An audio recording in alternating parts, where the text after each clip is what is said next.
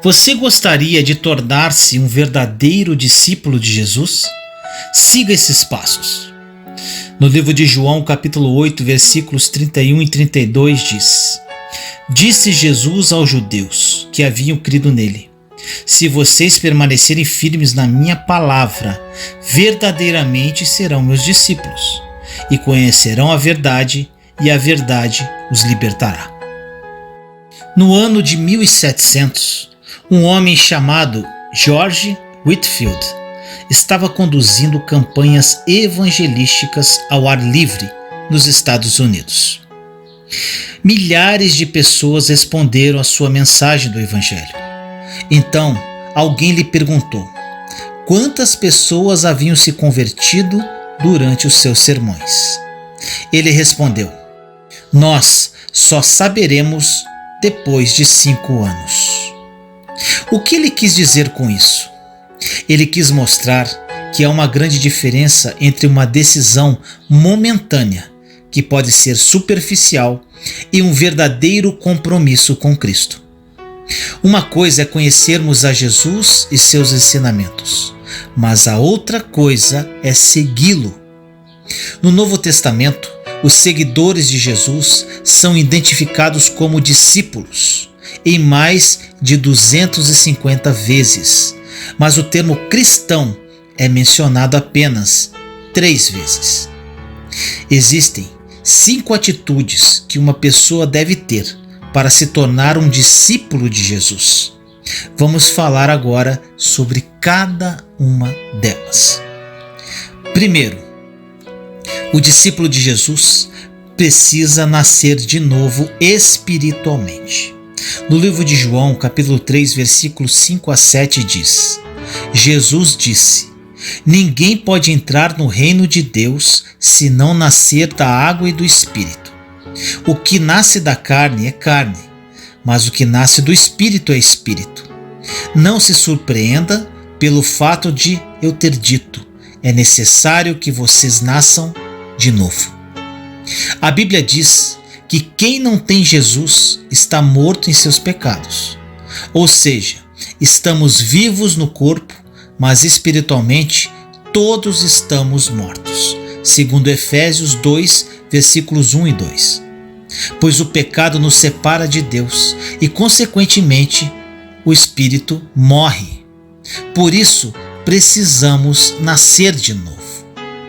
Mas como fazer isso? Precisamos nos arrepender dos nossos pecados e crer em Jesus como nosso Salvador. A Bíblia diz que Cristo morreu na cruz para levar o castigo que nós merecíamos, em João 3,16. E sem esse sacrifício, estaríamos condenados a viver eternamente separados de Deus.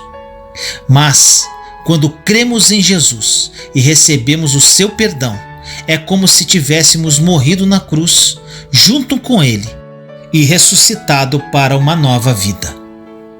Segundo ponto, o discípulo de Jesus precisa crucificar o seu eu. Jesus disse para seus discípulos que, assim como ele, todos deveriam também carregar a sua cruz.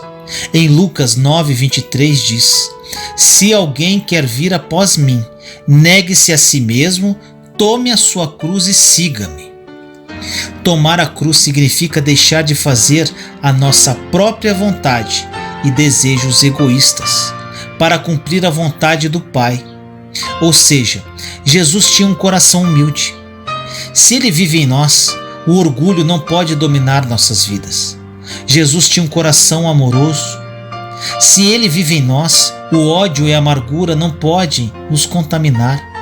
Jesus tinha um coração perdoador e compreensivo. Se Ele vive em nós, a misericórdia deve fazer parte dos nossos relacionamentos. Jesus tinha um coração desprendido. Se Ele vive em nós, o egoísmo não pode predominar. Pelo contrário, devemos servir a Deus e as pessoas sem segundas intenções. Quando você decide abrir mão do pecado, você está crucificando o seu eu e se tornando um discípulo de Jesus. Ele mesmo disse em Lucas 14:27: Quem não carrega a sua própria cruz e não me segue, não pode ser o meu discípulo. Terceiro ponto. O discípulo de Jesus precisa ter Deus como prioridade.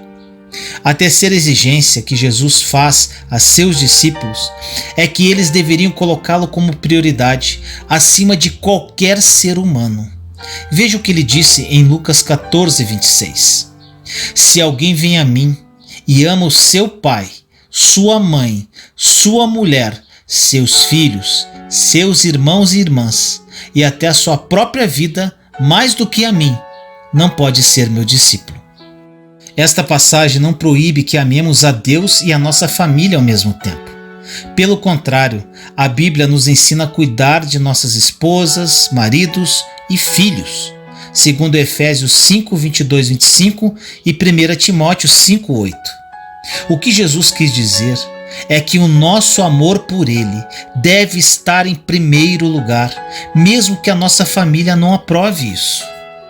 Se quisermos ser verdadeiros discípulos, muitas vezes criaremos inimizades com as pessoas ao nosso redor. E Jesus não escondeu isso de nós. Ele disse em João 15, versículos 18 e 19: Se o mundo os odeia, tenho em mente que antes odiou a mim. Se vocês pertencessem ao mundo, ele os amaria como se fossem dele. Todavia, vocês não são do mundo, mas eu os escolhi, tirando-os do mundo, por isso o mundo os odeia. Jesus até nos alertou sobre a possibilidade de alguns de seus discípulos terem que pagar com a própria vida. Mateus 10, 38 e 39. Isso mostra que, para sermos seus seguidores, devemos também estar preparados para entregar a nossa vida em favor do reino de Deus, se for preciso. O quarto ponto: o discípulo de Jesus precisa amar a Deus acima dos bens materiais. Depois que Jesus ensinou sobre as verdadeiras riquezas no Sermão da Montanha, ele disse em Mateus 6,24: Ninguém pode servir a dois senhores, pois odiará a um e amará o outro, ou se dedicará a um e desprezará o outro. Vocês não podem servir a Deus e ao dinheiro. Praticar este versículo parece fácil, mas é no dia a dia que vemos o quanto as pessoas servem ao dinheiro.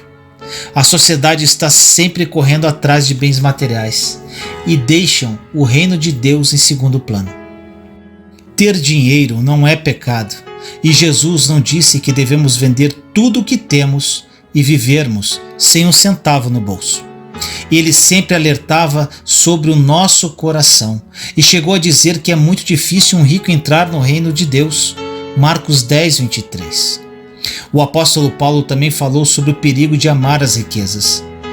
Em 1 Timóteo 6, de 9 a 10 diz: O que querem ficar ricos caem em tentação, em armadilhas e em muitos desejos descontrolados e nocivos, que levam os homens a mergulharem na ruína e na destruição, pois o amor ao dinheiro é a raiz de todos os males. Algumas pessoas, por cobiçarem o dinheiro, desviaram-se da fé e se atormentaram a si mesmas com muitos sofrimentos. O quinto e último item: o discípulo de Jesus precisa dar frutos. Em João 12, 24 e 25 diz: Jesus disse: Se o grão de trigo não cair na terra e não morrer, continuará ele só, mas se morrer, dará muito fruto.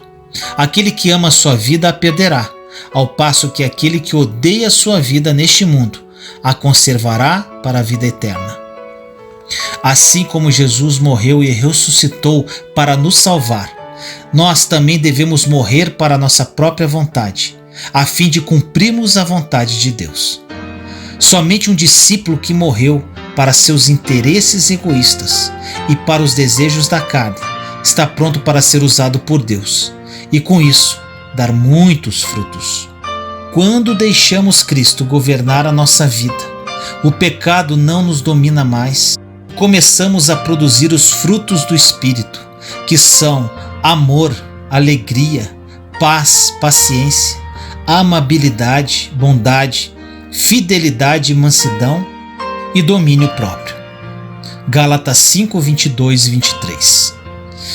Depois de ouvir tudo isso, você pode pensar: nossa, Vinícius, é muito difícil ser discípulo de Jesus, pois Ele é perfeito e nós somos pecadores. Eu concordo com isso, mas não podemos nos esquecer de que o mesmo Espírito Santo que capacitou Jesus a viver desta maneira irá nos capacitar. Basta que entreguemos nossa vida a Cristo e nos esforcemos para seguir os seus passos. Ore comigo assim: Senhor amado, entramos em sua santa presença neste momento, eu, meus irmãos e irmãs em Cristo Jesus. Senhor querido, agradecemos pela tua presença em nossa vida. Pai, desejamos ser verdadeiramente discípulos de Jesus Cristo. Vamos nascer de novo se for preciso. Iremos crucificar o nosso eu. Teremos o Senhor como prioridade. Amaremos a Ti acima de qualquer coisa e daremos frutos. Pagaremos o preço, Pai. Ajude-nos, pois sozinhos não conseguiremos. Guia-nos nesta jornada e que a Sua vontade seja feita em nossa vida. Assim nós oramos, em nome do nosso Senhor Jesus Cristo. Amém. Juntos somos fortes. Compartilhe esta mensagem para que mais pessoas sejam edificadas. Inscreva-se no canal e acione o sininho para ser notificado de novos vídeos. Te amo em Cristo Jesus.